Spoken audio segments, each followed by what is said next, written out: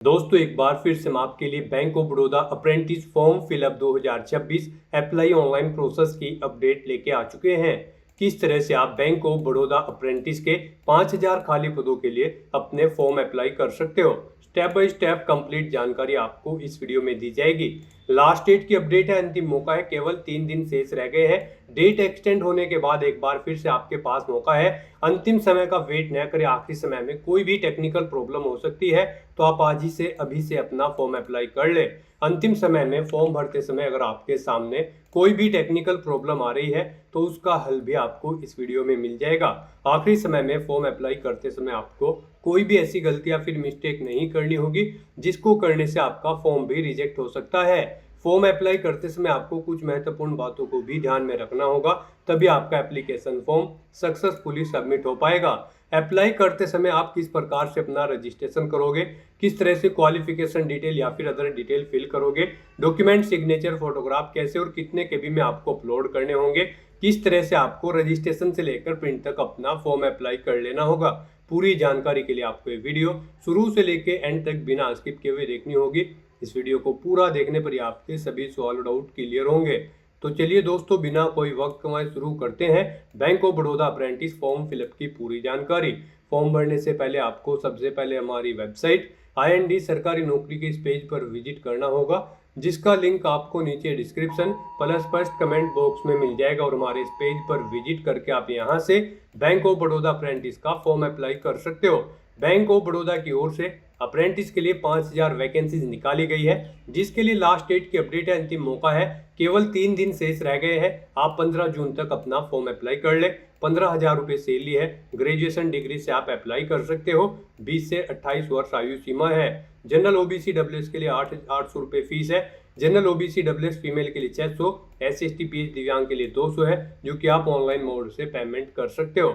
Online examination, document verification और test of local language के आधार पे आपका सिलेक्शन किया जाएगा। ऑनलाइन अप्लाई कर सकते हो, ऑल इंडिया से अप्लाई कर सकते हो। बैंक ऑफ बड़ौदा .bank.in इसकी ऑफिशियल वेबसाइट है, जिससे आप फॉर्म अप्लाई कर सकते हो। इंपोर्टेंट लिंक सेक्शन के अंतर्गत डेट एक्सटेंडेड आप चेकआउट कर ले। यहाँ पर जो लास्ट डेट है 15 जून कर दी गई थी। इसी के साथ साथ में ऑफिशियल नोटिफिकेशन PDF लिंक पर क्लिक करके आप इसकी PDF डाउनलोड कर सकते हो। इसमें आपको सभी जनरल इंस्ट्रक्शंस देखने को मिल जाएंगे, साथ ही साथ वैकेंसी सेल इंफॉर्मेशन, एज लिमिट, क्वालिफिकेशन की detail, state wise vacancies, exam pattern, syllabus, form apply करते समय आपको कौन कौन से डॉक्यूमेंट्स कितने केबी में अपलोड करने होंगे, सभी जनरल गाइडलाइंस आपको इस PDF में देखने को मिल जाएगी। तो फॉर्म अप्लाई करने से पहले आपके नोटिफिकेशन की PDF पूरा पढ़ना अनिवार्य है। इसको पूरा पढ़ने से ही आपके सभी सवाल और डाउट क्लियर होंगे। फॉर्म अप्लाई करने के लिए भी आपको हमारी वेबसाइट के इसी पेज पर ही apply online through NATS portal और apply online through NAPS portal के लिंक दिए गए हैं। इस भर्ती पर आप 2 पोर्टल से अप्लाई कर सकते हो अपनी चॉइस के अकॉर्डिंग। NATS पोर्टल या फिर NAPS पोर्टल के माध्यम से आप अप्लाई कर सकते हो। यहाँ पर हम आपको दोनों पोर्टल से अप्लाई करके दिखाएंगे। आप अपनी चॉइस के अकॉर्डिंग जिससे अप्लाई करना चाहते हो फिर अप्लाई कर सकते हो। यहाँ पर पहले हम आपको NATS पोर्टल के थ्रू अप्लाई करके दिखाएंगे, उसके बाद NAPS पोर्टल के थ्रू आप अप्लाई करके दिखाएंगे। तो यहाँ पर फिलहाल आप NATS portal apply online link पर क्लिक करें, उसके बाद आपके सामने कुछ इस तरह से इंटरफेस ओपन होगा। अब गाइस, यहाँ पर अगर आप रेगुलर स्टूडेंट है, आपने डिप्लोमा या फिर ग्रेजुएशन पास आउट कर ली है, तो आप इस ऑप्शन पर क्लिक करेंगे। और अगर आप करंट में डिप्लोमा या ग्रेजुएशन कर रहे हैं तो फिर आप इस सेकंड ऑप्शन पर क्लिक करें। तो आप अपनी चॉइस के अकॉर्डिंग यहाँ पर ऑप्शन सेलेक्ट करें। मान लीजिए आपने पास आउट कर ली है तो आप फर्स्ट ऑप्शन पर क्लिक करेंगे। यहाँ पर अगर आपने पहले से रजिस्ट्रेशन कर रखा है तो गाइज आपको स्टूडेंट लॉगिन का ये ऑप्शन दिया गया है, आप इस पर क्लिक करेंगे। आपके सामने यहाँ पर कुछ इस तरह से इंटरफेस ओपन होगा। अब आप अपनी ईमेल ID और पासवर्ड एंटर करें, इस कैप्चा कोड का आंसर यहाँ पर प्रोवाइड कराएं और लॉगिन की स्टेप पर क्लिक करते हुए आप इस भर्ती पर अप्लाई कर लें। और अगर आप यहाँ पर इस पोर्टल के थ्रू फर्स्ट टाइम अप्लाई करने जा रहे हो तो सबसे पहले यहाँ पर आपको अपना रजिस्ट्रेशन करना होगा। उसके लिए आपको यहाँ पर स्टूडेंट रजिस्ट्रेशन के इस ऑप्शन पर क्लिक करना है। फिर आपके सामने यहाँ पर कुछ इस तरह से इंटरफेस ओपन होगा। अब यहाँ पर आपसे कहा गया है क्या आपके पास एक वैलिड ईमेल ID है, आपके पास ये चीज़ें होनी चाहिए और आपके पास एक मोबाइल नंबर होना चाहिए, वैलिड मोबाइल नंबर, आपका आधार नंबर की यहाँ पर KYC वेरिफिकेशन होना चाहिए, क्वालिफाइंग डिग्री आपके पास होनी चाहिए या फिर प्रोविजनल सर्टिफिकेट यहाँ पर ये PDF फॉर्मेट में होनी चाहिए, 1 MB से कम इनका साइज होना चाहिए। और यहाँ पर आपसे पूछा गया है क्या आपने अपनी अपार आईडी बना रखी है, नहीं बना रखी है तो आप क्रिएट अपार आईडी के ऑप्शन पर क्लिक करके अपनी अपार आईडी क्रिएट कर सकते हैं। तो यहाँ पर इन चीज़ों का आपके पास होना जरूरी है। इस पोर्टल पर अपना रजिस्ट्रेशन करने से पहले तो आपको इन्हें रीड आउट कर लेना है, इन्हें रेडी कर लेना है और फिर यहाँ पर आपसे पूछा गया है क्या आपके पास ऊपर दिया गया जो डाटा है ये आपके पास है इनरोलमेंट करने के लिए। तो यहाँ पर आपको येस ऑप्शन सेलेक्ट करना है। उसके बाद गाइड आपको यहाँ पर अपना मोबाइल नंबर एंटर करना है, अपनी ईमेल आईडी आपको एंटर करनी है, इस कैप्चा कोड का आंसर आपको यहाँ पर देना है और फिर सेंड ओटीपी के इस ऑप्शन पर क्लिक करना है। उसके बाद आपके रजिस्टर्ड मोबाइल नंबर और ईमेल आईडी पर ओटीपी गए हैं, वो ओटीपी आपको यहाँ पर एंटर करने हैं और उसके बाद गाइस यहाँ पर आपको वेरीफाई ओटीपी के इस ऑप्शन पर क्लिक करके अपना मोबाइल नंबर और ईमेल आईडी को वेरीफाई कर लेना है। नेक्स्ट आपके सामने कुछ इस तरह से इंटरफेस ओपन होगा। अब यहाँ पर आपको अपना रजिस्ट्रेशन कंप्लीट कर लेना है। सबसे पहले यहाँ पर आपसे पूछा गया है कि क्या आपने यहाँ पर अप्रेंटिसशिप प्रोग्राम की पहले से ट्रेनिंग ले रखी है, तो यहाँ पर आपको नो ऑप्शन सेलेक्ट करना है। उसके बाद यहाँ पर आपसे पूछा गया है कि क्या आपको वर्क एक्सपीरियंस है 1 साल का या फिर इससे ज़्यादा, तो यहाँ पर भी आपको नो ऑप्शन सेलेक्ट करना है। उसके बाद यहाँ पर आपसे पूछा गया है कि आपने यहाँ पर अपनी एजुकेशन कैसे पास आउट की है, डिस्टेंट, पार्ट टाइम या फिर रेगुलर, आप अपने कोडिंग ऑप्शन सेलेक्ट करें। फिर यहाँ पर आपको अपना नाम एंटर करना है अपने आधार के अकॉर्डिंग। उसके बाद यहाँ पर आपको अपनी डेट ऑफ बर्थ इस कैलेंडर में से सिलेक्ट कर लेनी है। फिर गाइस यहाँ पर आपको अपना जेंडर सिलेक्ट करना है। उसके बाद यहाँ पर आपको अपनी कैटेगरी सिलेक्ट करनी है। फिर यहाँ पर आपको अपना आधार नंबर मेंशन करना है। उसके बाद यहाँ पर आपको अपना आधार कार्ड अपलोड करना है। ये पीडीएफ फॉर्मेट में होना चाहिए, 1 MB से कम उसका साइज होना चाहिए। उसके बाद यहाँ पर आपको अपना स्टेट सिलेक्ट करना है। फिर आपको अपना डिस्ट्रिक्ट यहाँ पर सिलेक्ट कर लेना है। फिर यहाँ पर आपको इंस्टीट्यूट का नाम सिलेक्ट करना है जिससे आपने अपनी क्वालिफिकेशन पास आउट की है, और अगर इस लिस्ट में उसका नाम नहीं है तो यहाँ पर आप अदर ऑप्शन सिलेक्ट कर सकते हैं। उसके बाद यहाँ पर गाइज आपको अपनी एजुकेशन का टाइप सिलेक्ट करना है। आपके पास डिप्लोमा इन इंजीनियरिंग या फिर टेक्नोलॉजी है, डिप्लोमा इन जनरल स्ट्रीम है, ग्रेजुएट इन इंजीनियरिंग या फिर टेक्नोलॉजी है, या फिर ग्रेजुएट इन जनरल स्ट्रीम है। आप अपने अकॉर्डिंग यहाँ पर अपनी एजुकेशन का टाइप सेलेक्ट करें। उसके बाद यहाँ पर आपको अपने कोर्स का नाम सेलेक्ट कर लेना है अपनी एजुकेशन टाइप के अकॉर्डिंग।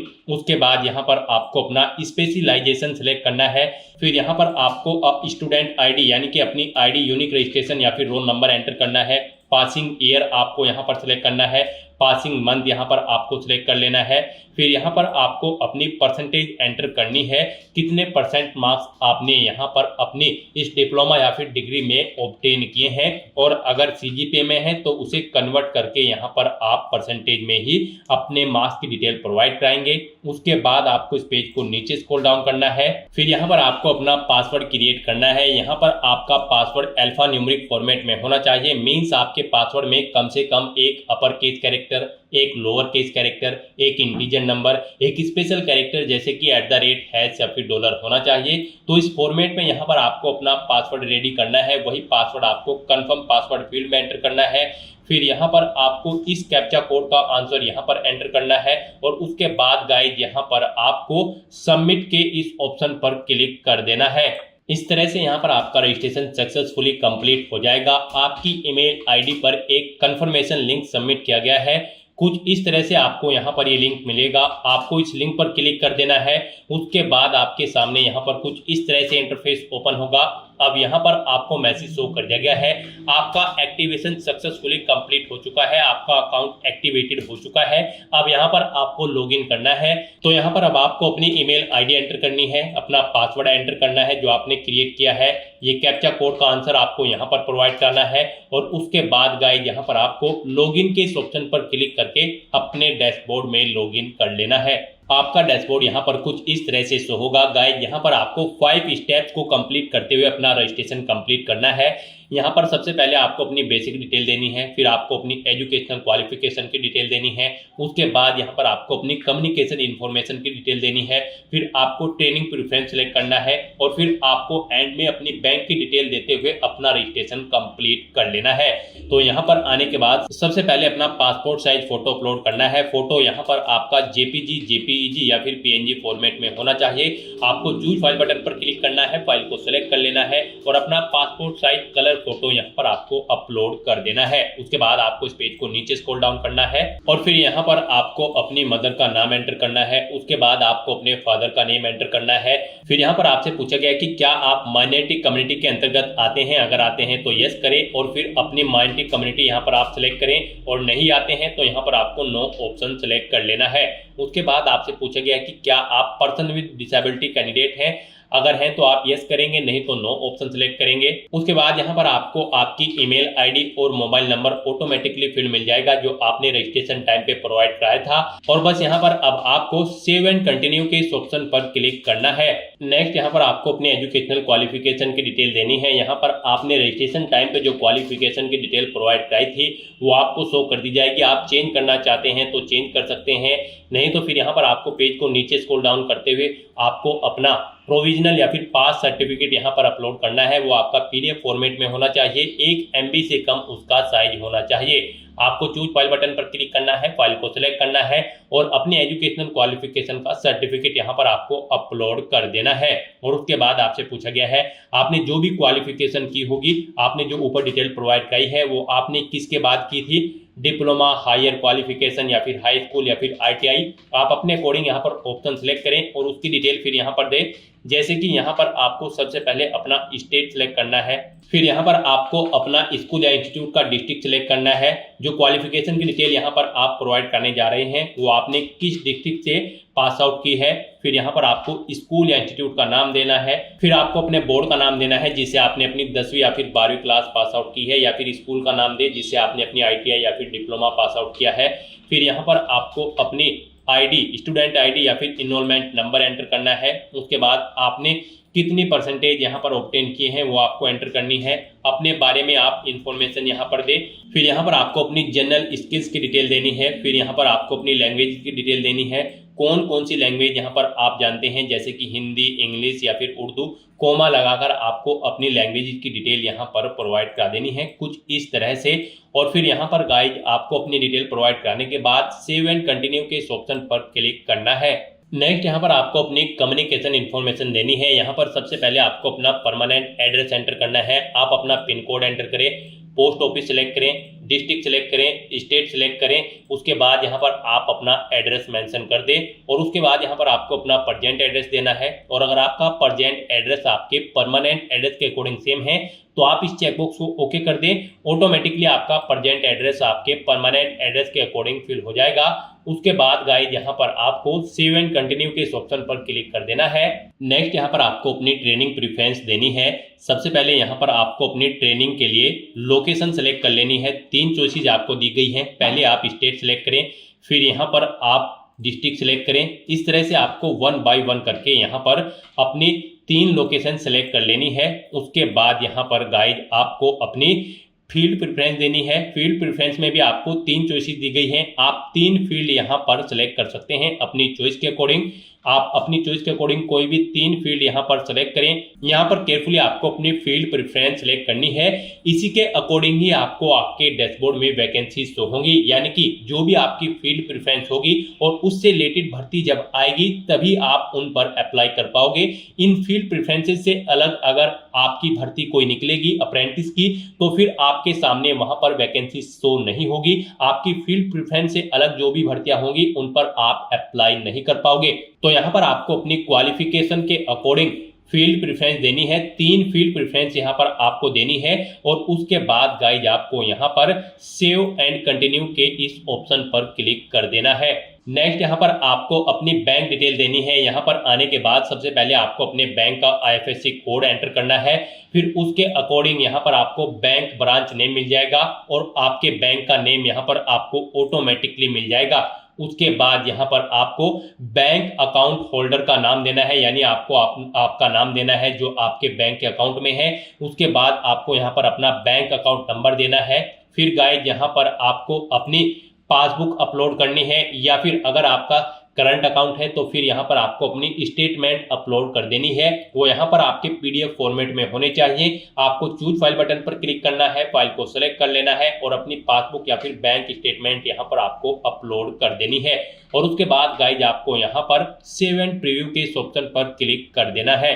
नेक्स्ट यहाँ पर आपको आपके रजिस्ट्रेशन का पूरा प्रीव्यू शो कर दिया गया है। आपको सभी डिटेल्स केयरफुली चेकआउट करनी है, पेज को नीचे स्क्रॉल डाउन करना है, इस चेकबॉक्स को आपको ओके करना है और यहाँ पर अगर कोई मिस्टेक है तो आप एडिट के इस ऑप्शन पर क्लिक करके अपने रजिस्ट्रेशन फॉर्म में आप एडिट कर सकते हो। सभी चीजें ओके हैं तो आप प्रिंट के ऑप्शन पर क्लिक करके अपने रजिस्ट्रेशन फॉर्म का एक हार्ड कॉपी प्रिंट आउट ले सकते हो और फिर गाइस यहाँ पर आपको फाइनल सबमिट के इस ऑप्शन पर क्लिक कर देना है। नेक्स्ट आपको आपके डैशबोर्ड में डायरेक्ट कर दिया जाएगा। यहाँ पर आपको एक इनरोलमेंट आईडी प्रोवाइड करा दी गई है, आपको इसे केयरफुली नोट डाउन करके रख लेना है फ्यूचर यूज के लिए और ये आईडी आपकी रजिस्टर्ड ईमेल आईडी पर भी सबमिट कर दी गई है। यहाँ पर आपका NATS के पोर्टल पर रजिस्ट्रेशन सक्सेसफुली कंप्लीट हो चुका है। गाइज अब यहाँ पर आपको आपकी एलिजिबिलिटी के अकॉर्डिंग वैकेंसी देखने को मिलेगी। आपको यहाँ पर अप्लाई अगेंस्ट एडवर्टाइज वैकेंसीज के सेक्शन में आना है और फिलहाल यहाँ पर करंट में जितनी भी भर्तियां चल रही होंगी आपकी एलिजिबिलिटी के अकॉर्डिंग वो यहाँ पर आपको शो कर दी जाएगी। यहाँ पर बैंक ऑफ बड़ौदा अप्रेंटिस की इस भर्ती पर अप्लाई करने के लिए आपको वैकेंसीज कुछ इस तरह से शो होंगी।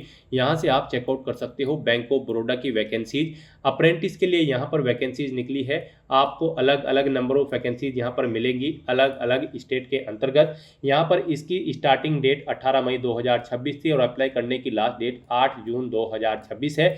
तो यहाँ पर आपको बैंक ऑफ बड़ौदा की इस भर्ती पर अप्लाई करने के लिए आप जिसके लिए भी अप्लाई करना चाहते हैं उसके सामने आपको अप्लाई के ऑप्शन दिए गए हैं। आप अप्लाई के ऑप्शन पर क्लिक करते हुए अप्लाई कर सकते हो। और गाइस यहाँ पर अगर आपको वैकेंसी शो नहीं हो रही है तो फिर यहाँ पर आपको बैंक ऑफ बड़ौदा टाइप करना है। सर्च के इस ऑप्शन में आपको बैंक ऑफ बड़ौदा यहाँ पर टाइप करना है, फिर यहाँ पर आपको बैंक ऑफ बड़ौदा की सभी वैकेंसी शो हो जाएंगी और यहाँ पर भी आप अप्लाई के ऑप्शन पर क्लिक करते हुए अप्लाई कर सकते हो। अप्लाई ऑप्शन पर क्लिक करने के बाद यहाँ पर आपको अप्लाइड शो कर दिया जाएगा, यानी कि आप यहाँ पर अप्लाई कर चुके हो। तो दोस्तों ऐसे आप बैंक ऑफ बड़ौदा की इस भर्ती के लिए NATS के पोर्टल पर अप्लाई कर सकते हो और फिर यहाँ पर आप अपने डैशबोर्ड में एप्लीकेशन मैनेजमेंट के इस टैब पर क्लिक करके चेकआउट कर सकते हो कि आप इस भर्ती के लिए सक्सेसफुली अप्लाई कर चुके हो या फिर नहीं। गाइस यहाँ पर आप चेकआउट कर सकते हो, यहाँ पर आपको वो सभी वैकेंसी शो कर दी जाएंगी जिन पर आपने अप्लाई किया है सक्सेसफुली। यहाँ पर आप चेकआउट कर सकते हो बैंक ऑफ बड़ौदा अप्रेंटिस की इस भर्ती के लिए आप यहाँ पर अप्लाई कर चुके हो। यहाँ पर भी आपको अप्लाइड ऑप्शन शो कर दिया जाएगा, डेट बता दी जाएगी जिस डेट को आपने अप्लाई किया है। तो दोस्तों ऐसे आप बैंक ऑफ बड़ौदा की इस भर्ती के लिए NATS के पोर्टल के थ्रू अप्लाई कर सकते हो।